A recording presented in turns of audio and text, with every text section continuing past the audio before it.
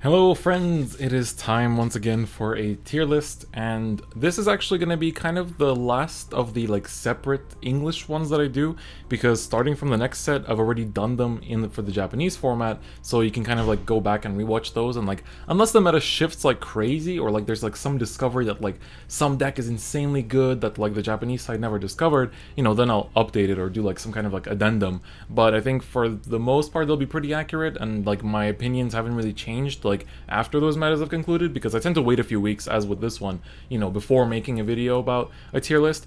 But we're gonna get into it. Of course, before that, I do want to, just like in the previous video, shout out my own Twitch. Make sure you give that a look, give it a follow. It's in the description, it's in the pinned comment. We're trying to grow the community, so the stream schedule is in my pinned tweet, and you can always find it, and it's kind of geared to both European and Singapore, and not just Singaporean, but Southeast Asian viewers, as well as on Thursdays more geared to American viewers. So hopefully you guys can find some time to tune in and join us. And of course, when a new set comes out, that's always big hype. Next set will actually set 9 when that comes out, and I'm expecting Jewel Knights, Eradicators, that. Especially Jewel Knights and now Eradicators are two of my favorite archetypes. I love those as archetypes, and some of my favorite decks. Jewel Knights is one of my favorite decks in the history of Vanguard, so that'll be a really high pack opening, and just experience testing that deck. So you really want to tune in for that, trust me.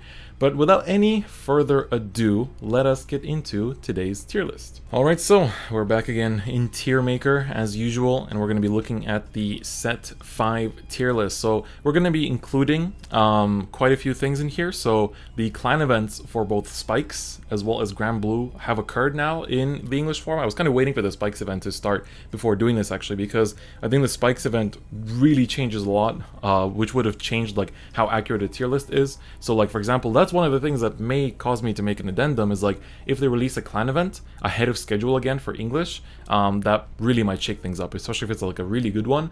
But now I'm thinking the only really good one that it could be is new Nectar. Yeah, if that comes out ahead of schedule, we'll definitely bump it up. So let's get into it. We have Risers here to start out. Risers, you'll notice I have some other decks. This may be from future sets that I'm reusing the template, but just ignore the other decks. You can find those in other videos that I've already done. Risers tier 2, we spend enough time explaining it. It hasn't really changed. It's still the same kind of deck where it's you get your pieces, you have your constant crit. You're kind of worse MLB in a way, but you're still pretty strong, so it's still always good. Tsukuyomi always, I think, will eternally be tier 2 in my opinion. Tsukuyomi is just great because, right now, it's really interesting because Japanese players now in set 8, all the way in set 8, are still saying Tsukuyomi is good because it's well, no other deck can just, prepare their own triggers and get ready for their own drive check and work around it. But the only problem is that when the game accelerates, when it gets faster, we get faster decks, that do more for, quicker before Tsukuyomi gets to their stack, that's going to change. But Tsukuyomi, I think people should not sleep on. If you've built a Tsukuyomi deck back in set 2, you should, honestly, if you enjoy it, still play it, because it's really, really strong. Blaus kind of fall in a similar pile, I would say. We haven't entered, Cross-Ride Fiesta yet, and the interesting thing is why Blaus, I think, are kind of pretty okay now again, is because, and a lot of decks, actually, I feel this set, while MLB and friends are still, top tier, this set stabilizes in a way that you basically have this interesting situation where we had more cross rides and more 12k base last set, but now they really want to play golds. They want to play Narukami, they want to play angels, they want to play Great Nature. So because everyone's playing these 11k base Vanguard decks, decks like Blaus and Risers and Tsukuyomi can start coming back, I think. This is a great Dayusha, but look at it as old DP. This isn't out in in the English server for another 2 sets, actually. So this is old DP with Enigma and stuff, so nothing too crazy. This is not Dudley, but this is actually, well, it is Dudley Emperor, actually, so, but with Zyfried. So this is post-Spikes event Spikes, definitely tier 1. This deck, when it came out in JP, which was in set, I want to say 7, I think? It wasn't set 6, I'm pretty sure it was set 7, but basically, after it came out, this, no, it was set 6, I think. I think it was the tail end of set 6, towards the end. This really, it tore it up. This deck is super strong.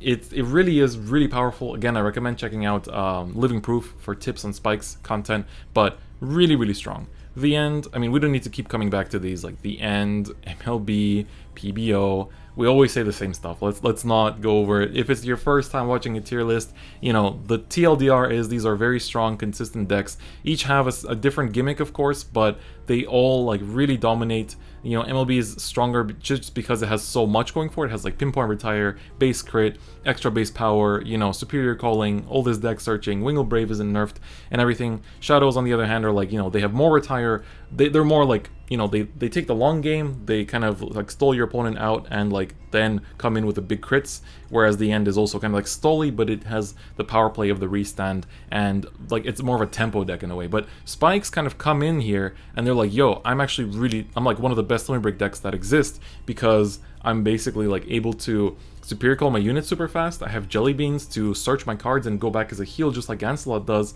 and on top of that, like, I can also superior call. I don't have the retire. You have the option actually, but you don't run it. I don't have the retire, but I have like huge attacks, lots of superior calling, but I'm gated by Limit Break 4, so you can actually kind of control me. So I think it's literally like, it's part of the big three, I would say. Neo Nectar, unfortunately, not too hot. Like, it has power and it has superior calling, but it doesn't have actually, no, it lacks in the power department. It has the superior calling, but it lacks in the power department. That's the big problem there. Then we have Azel. Azel was kind of seen, people were kind of putting it here when it first came out. People were like, oh my god, Azel is busted. You know, it's Counterblast 1 to search top 4. That's crazy.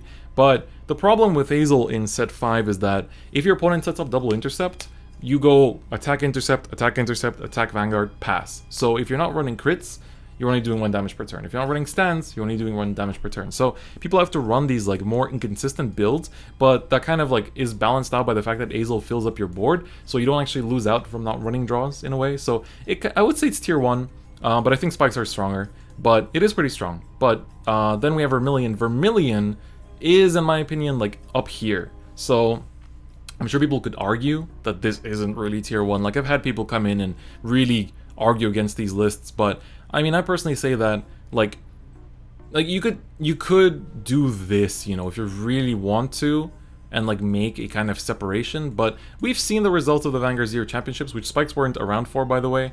But you know, they kind of showed us that Narukami is really, really strong. Like, Aren's build with was it Aren or was it I think it was Aren actually. Aren was the winner. He won with Narukami for the Vanguard Zero championship in the Japanese format in set 6, so not even set 5.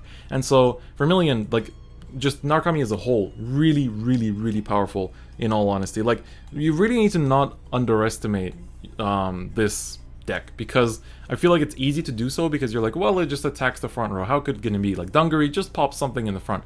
But keep in mind, like, with that intercept ceiling and the ability to also build up strong columns thanks to your the grade 1 that gains 3k every time something is retired by an effect, you can really build up strong columns on top of your ability to wipe out front rows, and that honestly is very punishing. And the important thing is that Aren plays the deck, and I learned that the deck needs to be played quite aggressively. Like, you gotta go in early game so that then when they're at like 4 damage, you go in with a Vermillion and they just can't survive. Like, they just lose to it, or you go through all their RPGs and next turn you defeat them. So like, Narukami is super strong in my opinion, and Azel, if you either have like the Pelennors, or if you have like, you know, you're running the high critical build or the high stand build, it's really good, but it's not good with like the typical like 9 draws. It just will not, it falls like this. But otherwise I think it's pretty decent. Maybe we'll put it at the top of tier 2. Maybe I don't want to, you know, kind of oomph it up too much, but I think it looks something like this. And then the final deck that I would say sadly goes somewhere like here is Granblue. As you can see, these are all decks for upcoming sets, and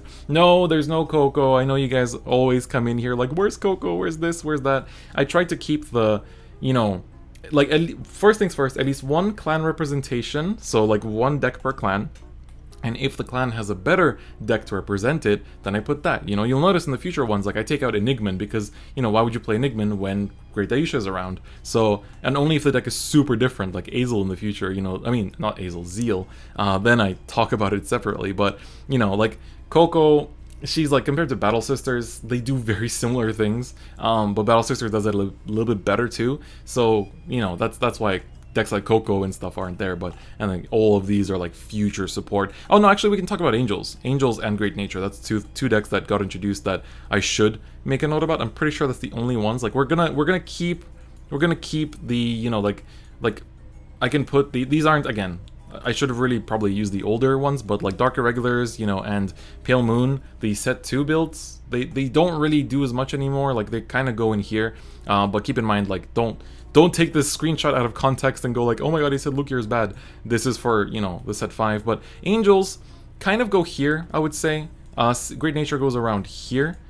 Basically with, so Metatron and Polaris of course aren't out, but with Leopold, like Leopold is basically pretty strong because the Locks Leopold build can like stack a crit on something and then the Kangaroo can restand it. So you have powerful columns and you have multi-attack, you have base crit, and you have a lot of filtering thanks to the Hamskes and a lot of draw power. So Great Nature is actually pretty decent, but it's not like better than these decks, I would say. Whereas Angels are sadly, they're pretty good, but they take too long sometimes to win, and they really need to play the longer game to like out-resource your opponent, fish out your PGs from the damage zone and stuff like that. So they kind of like fall into here or something like that. So yeah, that's kind of it. That's kind of the tier list. I don't think I'm really missing anything else. All of these other decks are upcoming decks in future sets. So I think this is kind of what the tier list looks like. I would say that like Spikes definitely joins the tier 1, and Narukami is absolutely a part of it as well.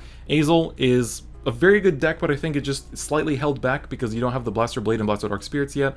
Tsukiyomi is always going to be good. Great Nature without Polaris, you know, the first wave of Great Nature is very strong, same with Angels. And then Granblue, unfortunately, not too hot, but, you know, it has a chance to become hot, let's put it that way. But although Kokaitis, you know, it helped, but why isn't it 11k base? If it was an 11k base, that would have really changed things. But yeah, I guess that's it for today's tier list videos. This was the set 5 tier list for Vanguard Zero English. And, you know, just, again, keep in mind that these are supposed to be, you know, these aren't the decks that represent them, but the cards that represent the decks in English right now, but I just got lazy with redesigning a new template. But yeah, on that note, that's going to be it for me today, and I'll see you guys next time. Bye-bye.